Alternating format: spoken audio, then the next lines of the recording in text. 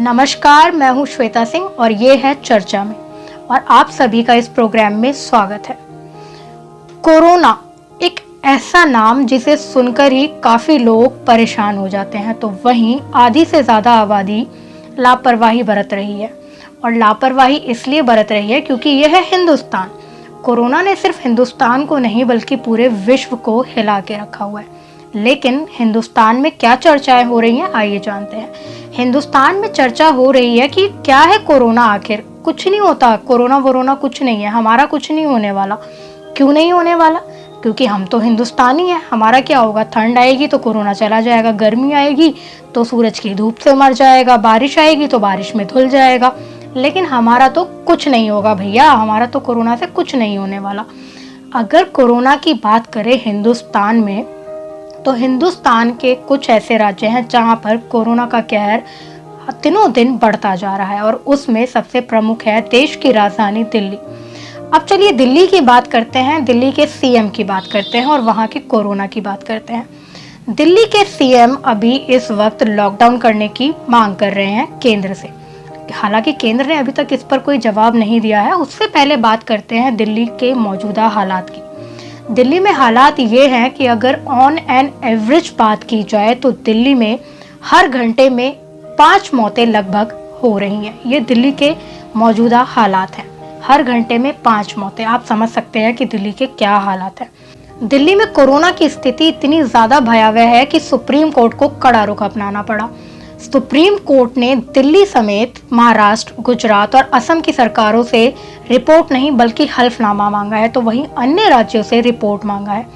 और supreme court का ये सीधा और साफ तौर पर कहना है कि आखिर ये सरकारें कर क्या रही हैं कोरोना के मामले में, जल्द से जल्द हल्फनामा दे। तो केजरीवाल ने इसके लिए बोला कि भाई सुप्रीम कोर्ट का जो आदेश है वो हमारे सिर माथे पर है।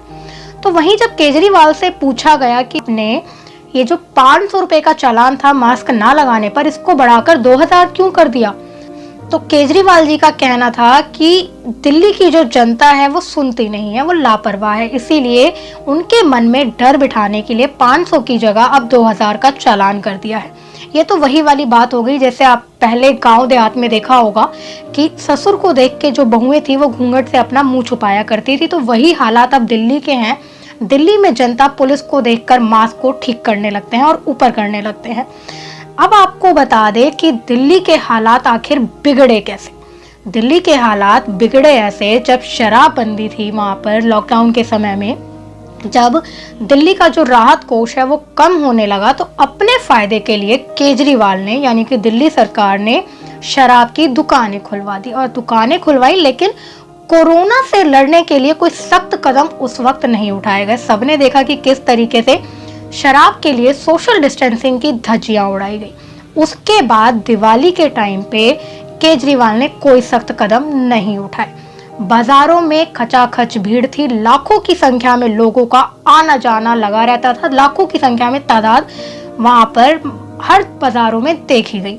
उस वक्त भी सोशल डिस्टेंसिंग की खूब जमकर धज्जियां उड़ाई गई, लेकिन तब केजरीवाल गहरी निंद्रा में सो रहे थे कुंभकर्ण की तरह, क्योंकि कोई उनके कान के पास भोपू बजाने नहीं पहुंचा, इसीलिए केजरीवाल निंद्रा में थे।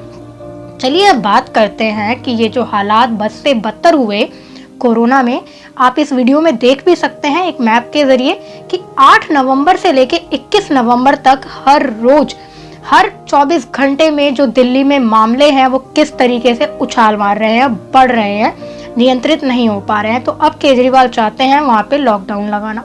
लेकिन भैया जब आपने उस समय यानी कि दिवाली के टाइम पर बाजारों में जो भीड़ इकट्ठी हो रही थी तब कोई सख्त कदम क्यों नहीं उठाए? जब शराब की दुकानें आपने खुलवाई तब कोई कदम क्यों नहीं उठाए गए? अब आप चाहते हैं लॉकडाउन लगाना। क्या लॉकडाउन ही सिर्फ एकमात्र तरीका है? चलिए बात करते हैं आरोप और प्रत्यारोप की। जी हाँ, क्योंकि ये राजनीति है यहाँ पर, तो भाई कोरोना को भी नहीं छोड़ा जाएगा। और वही हुआ।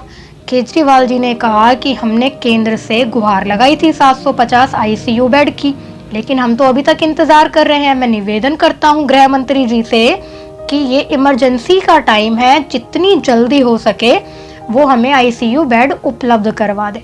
तो इमरजेंसी की हालत आई कैसे, ये भी तो आपको बताना चाहिए। केजरीवाल जी, जनता आपसे जानना चाहती है कि दिवाली के टाइम पे जो आपने गैदरिंग करी थी, जो आपने पूजा किया था अक्षरधाम मंदिर में जाके, जहां पर आपने करोड़ों रुपए खर्च किए थे, और वहां पे भी उन फोटोज में देखा गया था कि सोशल डिस्टेंसिंग तो कहीं नजर नहीं आ रही थी।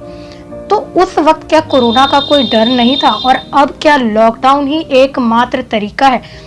जब देश में, पूरे देश में प्रधानमंत्री ने लॉकडाउन लगाया तो काफी लोग बोल रहे थे इस लॉकडाउन से आखिर होना क्या है।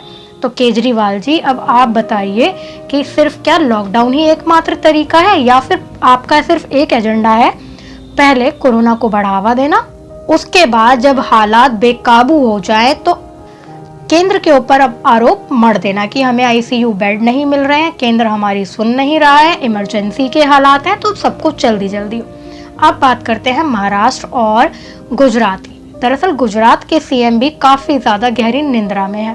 ठंड का समय है, आलस होना भी स्वाभाविक है, लेकिन विजय रूपाणी जी को अब जागना होगा, क्योंकि सुप्रीम कोर्ट ने उन्हें भी फटकार लगाते हुए हल्फनामा मांगा है और पूछा है कि गुजरात की सरकार कोरोना के मामले में क्या कर रही है।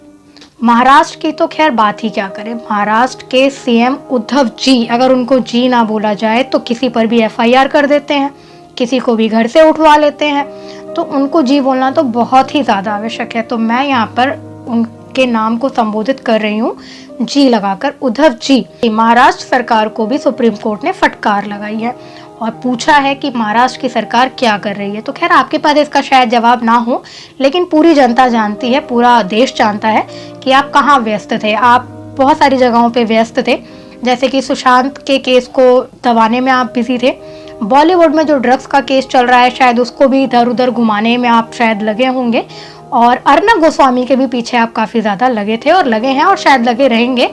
तो इन सब वजहों से आप कोरोना जैसी जो छोटी मोटी महामारी आई है देश में, उस तरफ आप अपना ध्यान आकर्षित नहीं कर पाए। खैर कोई बात नहीं, आपको सुप्रीम कोर्ट को इसका जवाब देना होगा, जिसके बाद सारी जनता भी जान जाएगी।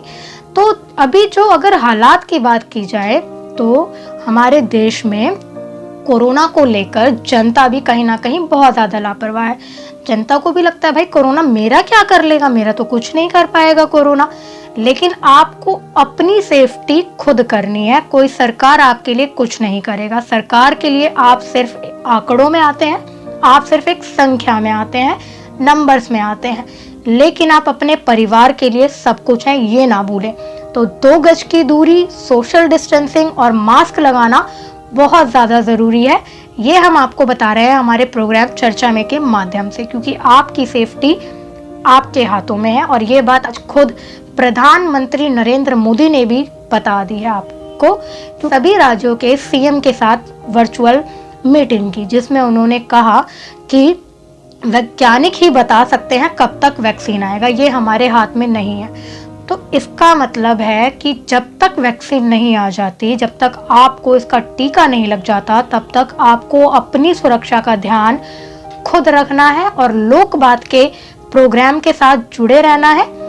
हर सोमवार, बुधवार और शुक्रवार को मैं श्वेता सिंह चर्चा में प्रोग्राम के माध्यम से 4 बजे आप सभी के साथ रूबरू रहूंगी, एक नए मुद्दे के साथ, नए सवालों के साथ। अगर आपके मन में भी कोई प्रश्न है जो आप करना चाहते हैं, जो आप पूछना चाहते हैं, तो हमें कमेंट बॉक्स में जरूर बताएं।